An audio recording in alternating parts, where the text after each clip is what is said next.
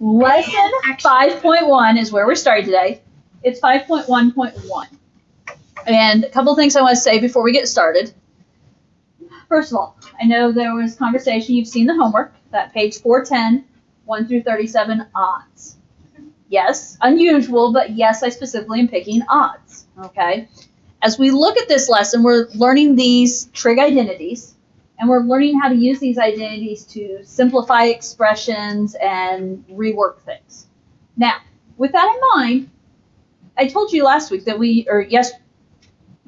yesterday, that we usually spend close to a week on just lesson 5.1, and that's because it takes some time for it to kind of start clicking with you guys. It takes some work to start seeing it. The steps are there, but this is one of those lessons where I'll be honest with you. Going through and doing it with me is one thing. Going through and doing it on your own is a different thing. Okay? And so that's why, first of all, I'm assigning the odds the first go round, because I want you to have something where, yes, you can check your answers and have an idea, okay, am I on the right track? Okay? And you'll know, I usually end up assigning the evens afterwards for a little bit more practice. Okay? Just, again, we have to build the skills here, and it takes a little bit of work. So I don't have my lesson plans done for next week, so I can't say specifically. I mean, I'm still struggling with what I'm going to do with the sub tomorrow. So, I don't know. It's just a struggle. So we're going to do what we can. Hopefully we get through the front page of notes. There is the possibility I'll leave the back side of notes as a video tomorrow. But with that in mind, what am I going to spend time doing at the beginning of next week? Going over questions. Going over questions, working with you guys, getting stuff straightened out. So, the odds are definitely not due tomorrow because we won't get through the lesson today. If I give the second page of notes tomorrow, then I might ask you to have started looking at the odds for Monday, but I probably won't actually check them until end of the period Monday or beginning of the period Tuesday. Because I'll want you to have some time, time to go talk about stuff in class. Okay? So, as we look at lesson 5.1.1, you have we have 5 sets of identities we're talking about today. Now, first of all, what I'm going to encourage you to do is to be familiar with these identities. You don't have to have them memorized. You just have to be familiar with them. Okay, we'll provide a sheet with all the identities on that you'll be able to use come test time. Now, as we look at some of these should be a little familiar. Reciprocal identities. You know your reciprocals? Maybe? Kind of? What's the reciprocal of sine? Cosecant? Oh. The other C one, right? Okay, so if you recall, the reciprocal of sine is cosecant. Now, with that in mind, sine can be written as 1 over cosecant, or cosecant can be written as 1 over sine. Now, the short of it is, if you're asking for the reciprocal of sine, can you just take it and flip it? You can, but we can also use these expressions as we are simplifying within various trig expressions. Notice the reciprocal of cosine is secant, the reciprocal of tangent is cotangent. And I'll kind of show a little bit of that later. Quotient identities. I've mentioned these. Previously, though, we talked about tangent being not sine over cosine, but y over x. And this is the same idea. So tangent of theta is equal to sine theta divided by cosine theta. Cotangent theta, then, of course, is the reciprocal. So cosine theta over sine theta. Pythagorean identities. Brand new to you, but they will become very helpful. They need to become your friends. Okay? We will work with them and use them a lot. In fact, we'll use them a couple of times today. But there's 3 different ones that you need to be familiar with. Sine squared plus cosine squared equals 1. 1 plus tangent squared equals secant squared. And 1 plus cotangent squared equals cosecant squared. These can also be manipulated so that if you're trying to replace something in an expression or whatever, you can move the pieces around like you would on an equation. Again, give us time and we will talk about some of these. Cofunction identities. Now, I was told cofunction identities were used on PreSAT, or SAT actually, not even PSAT, SAT, just because I remember I had a question about coming up in an example question somewhere along the line. So, may or may not have been familiar.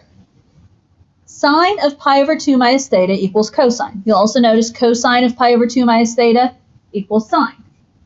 This is the idea basically that sine and cosine, if I graph them together, they're basically the same graph, aren't they? Just one of them is shifted over a little bit. And they're different by a pi over 2 shift. Tangent, cotangent, secant, cosecant. This is one of those things, when you look at a problem and you see like a pi over 2 minus theta setup, your brain needs to be like, oh, I need to do something with a cofunction identity. Okay? Now, for the record, what is pi over 2 the same as in degrees? 90 degrees? Have we slept too much? Have we already forgot? There's a lot of blank looks for a brief moment there. And I just mentioned that, though, because right here in our list of identities, it says pi over 2 minus theta. Most of the time you'll see radians, but on occasion you could see degrees. And so thus it could be 90 degrees minus theta. Again, those are things that are equal. And then the last set we have today are even and odd identities. If you recall, we've talked about functions being even and odd. So the idea on these, whenever I see a negative inside the trig function, I know I'm going to have to use my even and odd functions. If the negative is inside on a sine, well, according to this, the sine of negative theta is equal to negative sine theta. So that negative can go out front. However, cosine of negative theta, just when I take that negative out, it just becomes positive cosine theta. And this is the difference between sine theta is an odd function. It's symmetric across the origin. Whereas cosine is an even function. It's symmetric across the y-axis. Tangent, cotangent, and cosecant, when you take that negative out, it equals a negative. Secant, just like cosine, equals positive secant. And again, these are identities that we can use as we work with things. So we're going to become familiar with these. We're going to use them in bits and pieces. Notice, key idea here. The idea with the identities is that trig functions can be replaced with other equations that they are equivalent to in order to simplify or solve. Okay? So, become familiar, and we'll keep referring back to these. Now, in order to get my first example, though, I have to go to the next page. So let's look at example 1 and talk our way through it. It's asking us to find sine theta and cosine theta, given that tangent theta equals 5 and cosine theta is less than 0, by using the identities rather than reference triangles. You could have had this exact question on the Chapter 4 test. We had stuff like this, right? Where you know, okay, given this and this, find this. However, we're going to talk about using those identities at the top of the page now. So let's see. What does it want? It wants us to find sine and cosine. If tangent theta is equal to 5 and cosine theta is less than 0. What is cosine theta less than 0? That's their sly way of saying, okay, cosine is negative. Excuse me. Now, basically we know tangent. And we're being asked to find sine and cosine. So, we need something that can connect tangent with either sine or cosine. Oh, quotient. Quotient would be the common go-to, but it's not the right way to start this one. Now, and here's the reasoning, guys. In order to use quotient, you have to know 2 of the 3. We cannot just say that, okay, tangent is 5, that's 5 over 1, and so that's sine and that's cosine. In order to use quotient, you have to know, like if you knew tangent and sine or tangent and cosine, you could find the other one. Or if you know sine and cosine, but you have to know 2 of the 3. Okay, could we use a Pythagorean identity? Because there's no point to it. Okay. And here's the idea. We know tangent, right? So there's actually a couple different Pythagorean identities we could use.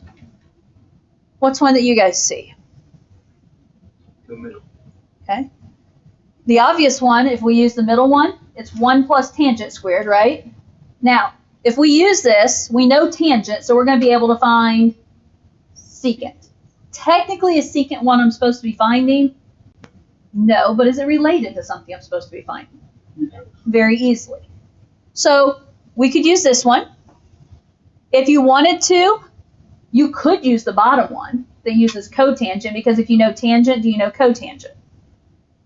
You do, because I'm thinking reciprocals here, right? But I'm going to start with the, whoops, wrong way, sorry. 1 plus tangent squared equals secant squared. So 1 plus tangent squared theta equals secant squared theta. So that's one of my Pythagorean identities. These Pythagorean identities are really helpful, guys. We use them a lot. Now, what do we know?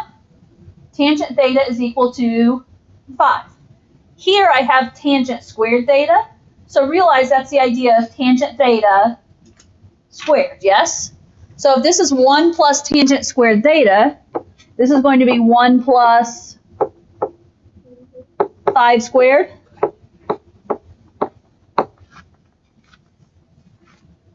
The idea of tangent is 5. Then tangent squared, of course, is 5 squared. What is 1 plus 5 squared?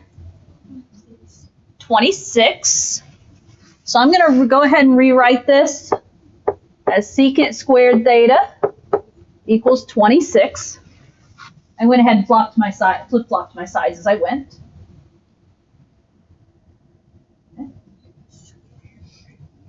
Okay, so we know secant squared equals 26. And my question to you is going to be, if you need help, if this said x squared equals 26, what would you do to solve? You would square root. This says secant squared theta equals 26, so what do? We square root. So the square root of secant squared theta is going to be secant theta. Square root of 26. Square root of 26. Now officially,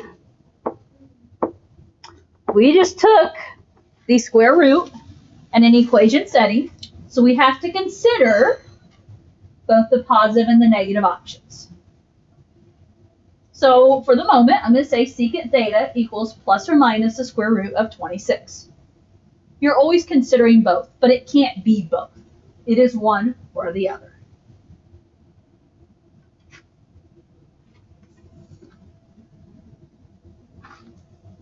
What if I tell you we know which one it is already? Oh, it's negative. Why is it negative? Because secant is the opposite of cosine. Cosine is negative. Did you follow her? We were told cosine is negative, right? Secant and cosine are reciprocals. If one of them's negative, then its reciprocal is negative. Does that sound familiar? Yeah, so based on that idea, we know secant theta is equal to negative square root of 26. And just box that out of habit. Is that even really one of my answers? Nope. Nope. It's fine. Hey, I boxed it. You just followed what I did. Oh, but you. What answer will this give me? Cosine. This will give me cosine, correct? That's what I said. So, and here's the idea. I am perfectly fine if we know secant is the negative of square root of 26. Then what's cosine?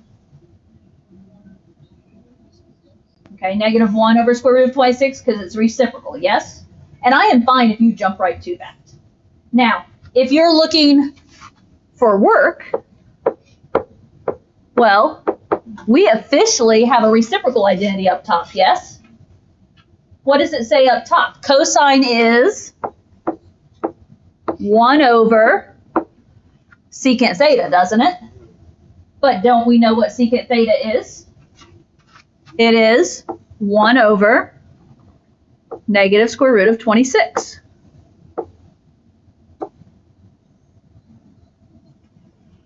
So my point is there, if you can find secant, then you can just go ahead and jump and write down cosine. I don't feel like you have to write down this reciprocal identity.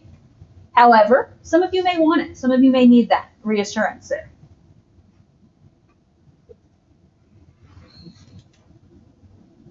Okay.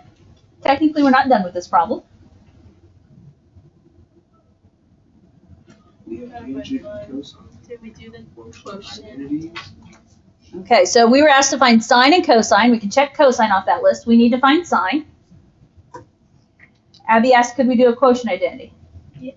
Could we use quotient identity now? I think so. Yes, because I know 2 of the 3. So I can now.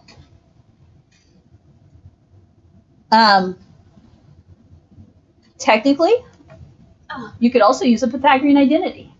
I'm going to use quotient. I thought Okay. you were about to say, but we're going to use a different one. No.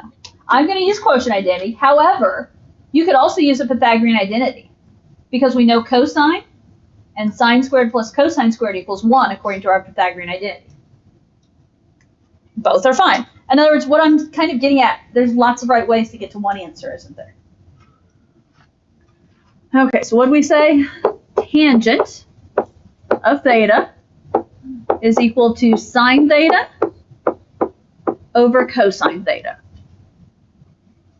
So that's my quotient identity. Fill in what you know. Tangent is 5.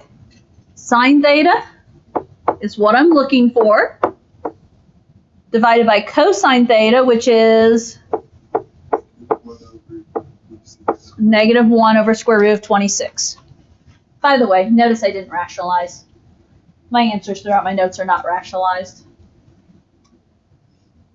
Okay, how do I solve for sine? You multiply by negative 1 over... Yeah. If it's sine divided by that fraction, we need to multiply by that fraction. So sine theta is going to be equal to whatever 5 times negative 1 over square root of 26 is equal to. What is 5 times negative 1 over square root of 26? Okay. The fraction, negative 5 over square root of 26.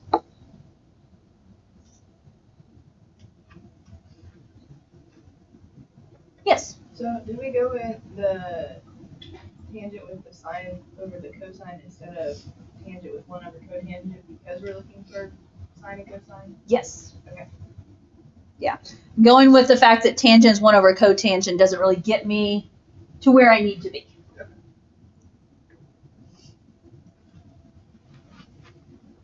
Okay. Did we follow that with me leading? It's not so bad. Okay. The challenge will be doing it on your own, I'll be honest. Okay.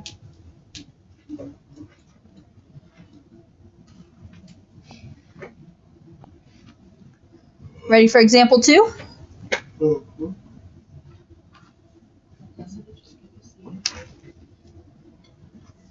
Example 2, totally different than example 1, right? Given that cosine of theta equals 0.34, so that's your given information. We want to find sine of theta minus pi over 2. Well, that's the little function I did. Okay? And so what your brain has to go to is somehow or another, I'm going to use a cofunction identity. Oh, cofunction. Okay? Hey, I knew what you meant, so I I'm not grading you on misreading, mispronunciation. Based on the fact that we see here theta minus pi over 2. That's my idea of, oh, hey, that's something like a cofunction. I know I'm going to use something like a cofunction. Now, did you guys look at the cofunction list? It's close, right? but it's pi It's technically pi over 2 minus theta instead of theta minus pi over 2, which means it's really close. We're going to flip it, but you can't just flip it because of the signs. So what I did on this one, and I don't know, this is one I can explain easy enough, but I struggle with how to write it out. Just, I don't know. Easy and not easy.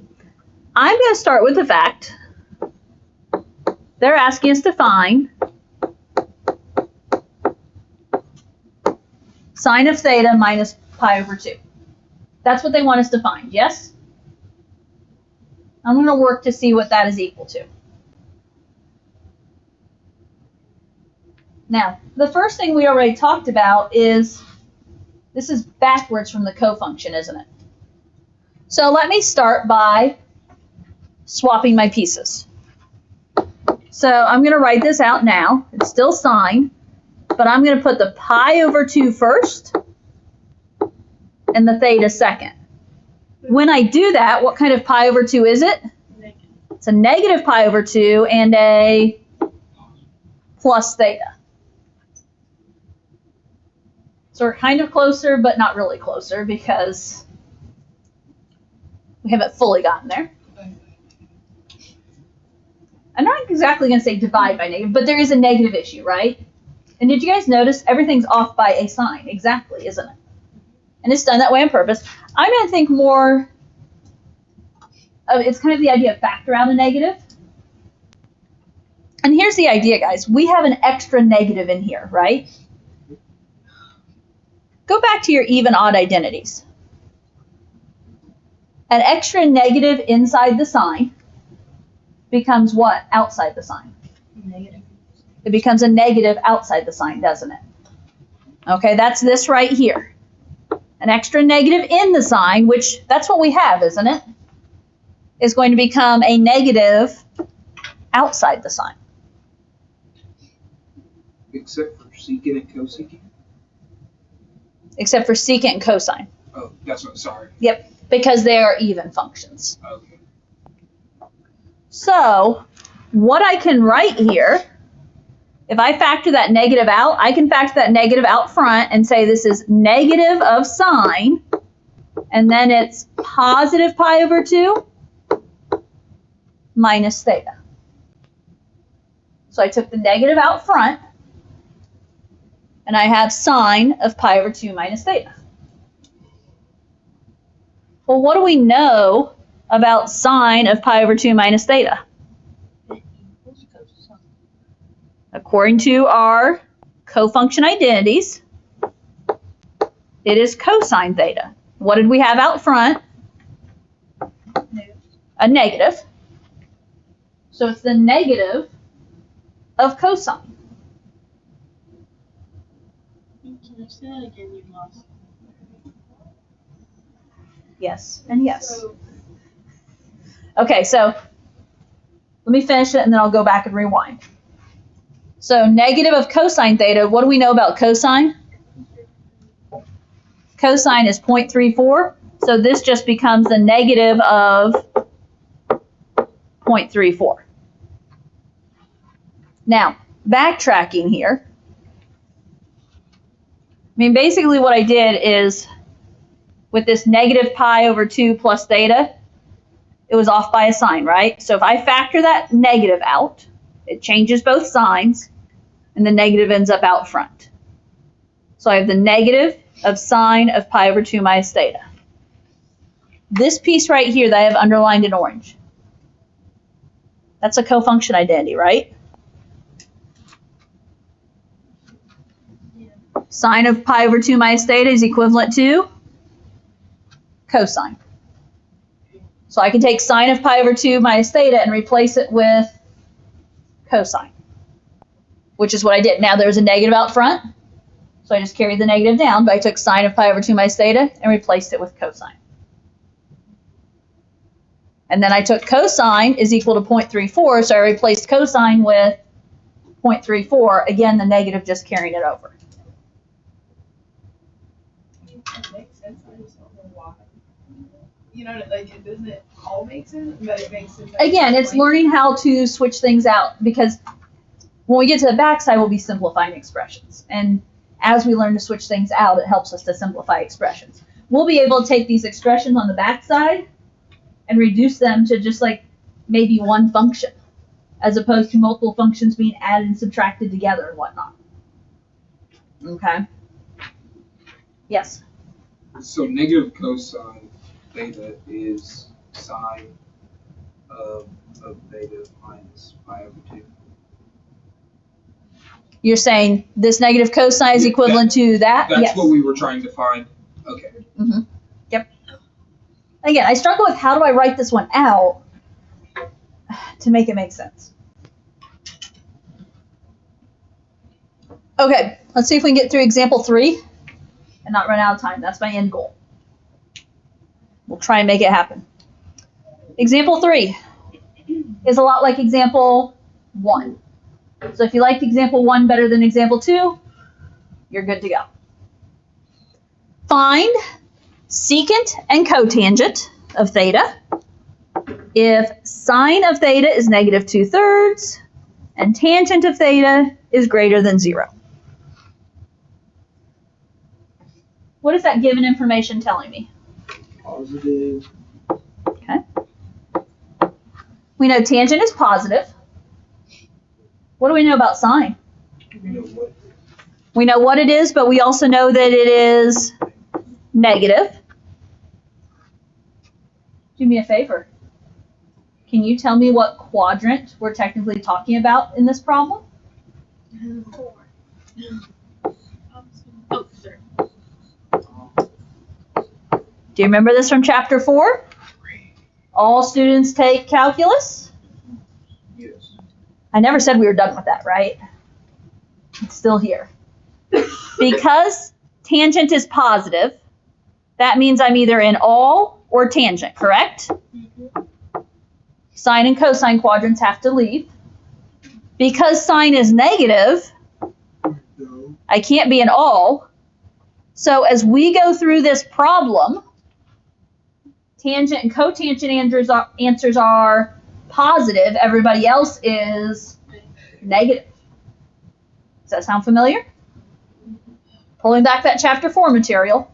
Sadly, it's Chapter 5 is very dependent on chapter 4. It really is. I didn't like chapter 4. Well, okay, guys. We know sine. What can we do? Combine secant with the reciprocal. Oh, just kidding. We can do the Pythagorean, Could we do a Pythagorean identity again? cotangent, and cosecant. Okay. So, Pythagorean identity would be my suggestion. There's 2 different ways to go. The way I was going to go and the way Emily's are going to go are not the same. But that doesn't make either of us wrong. What do we know? Sine. We know sine. So one of the obvious pieces is, if we know sine, we can find Cosine. cosine, which we technically aren't being asked to find cosine, but the reciprocal will help. What's the other one we could pretty easily use? Cotangent. We could use this one pretty easily because we know sine, which means we know cosecant pretty easily, which will then find cotangent. We're going to get to the same endpoint. It's just a matter of how we get there. Okay? I'll go. I figured you'd want to do that. So, again, it doesn't matter. And honestly, I have the sine squared plus cosine squared equals 1 in my notes. I don't know, maybe the other one's easier, or maybe it's not. Maybe it's harder. But you can use either or. So, let's do the math. Sine squared theta plus cosine squared theta equals 1. With that in mind, we know sine is negative 2/3. So negative 2/3 squared plus cosine squared theta equals 1. It's negative 2/3 squared 2 times 2 over 3 times 3, negative times negative, makes it 4/9 plus cosine squared theta equals 1. Equation solving, guys. Subtract 4/9. Yeah. If that cosine squared was x squared, how would you solve? Okay, don't make this harder than the equations you learned to solve back in middle school. So if this is a plus 4/9, we are going to subtract 4/9. So 4/9 cancel.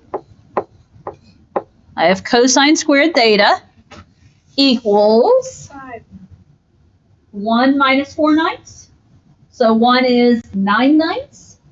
9/9 minus 4/9 is 5/9. Cosine squared is 5/9. We need to take the square root. Get cosine squared to become cosine. We're going to take the square root.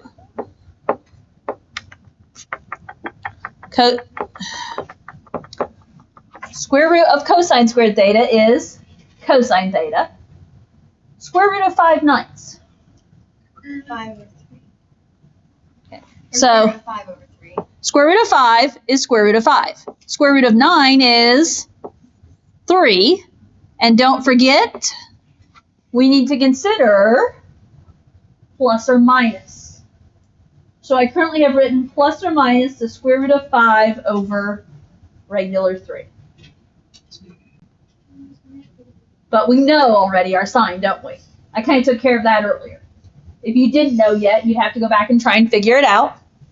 But the fact that we're here in quadrant 3.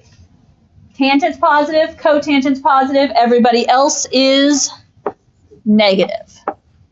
So cosine theta is negative square root of 5 over 3.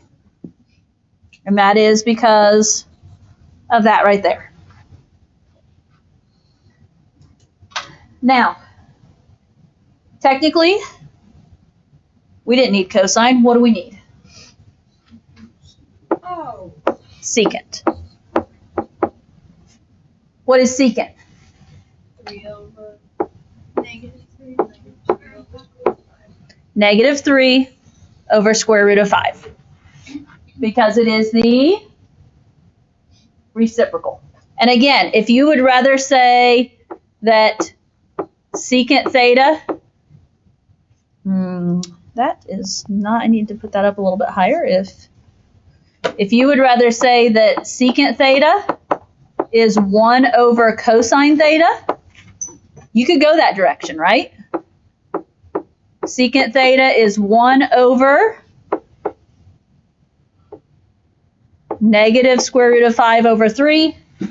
But then when you divide it, it becomes the reciprocal.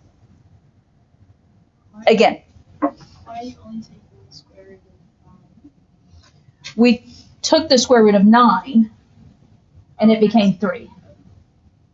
I mean, I could have written it as the square root of 5/9, but I'd at least like you to acknowledge the perfect squares when they're there. So now we need Okay. In order to finish this problem, what do we need? Cotangent. What are my options for cotangent?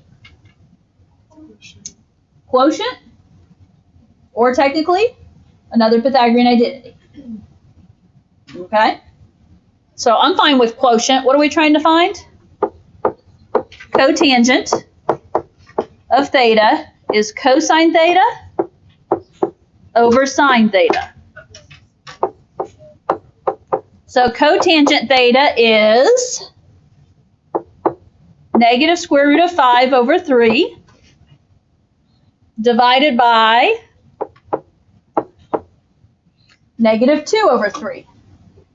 Correct? Do the math. Officially, I would say negative square root of 5 over 3 multiplied by the reciprocal, so times negative 3 over 2. The 3's cancel. Negative times negative is a positive. And so I'm going to have square root of 5 over 2 for cotangent theta. Okay? Again, this is not the only right way to do this problem. You could have started off with the other Pythagorean identity. You could have used two Pythagorean identities. It all depends on what you see and how you start. It doesn't make it wrong if you did it a different way. As long as you get the right answers, you must have done something good. Yes? Is that, so the secant theta that's boxed, the one above it, is it 1 over the negative square root of 5 over 3? Yeah. Okay. I started to write something else there, That's okay. and I was not in the mood to, Right. yeah, I was not in the mood to go back and switch it. Okay, guys. You can start looking at some of the beginning odds. There's a few you know how to do at this point, based on this. At some point, I have to make a decision about what I'm doing tomorrow. Whether I might try and record some of the backside examples to give you guys something to look at. Then I would ask you guys to try the odds, but we'd also talk about them. Okay? Or I might come up with something totally different yet. Isn't it possibly like what? I think it's more tomorrow night. Tomorrow? Mhm.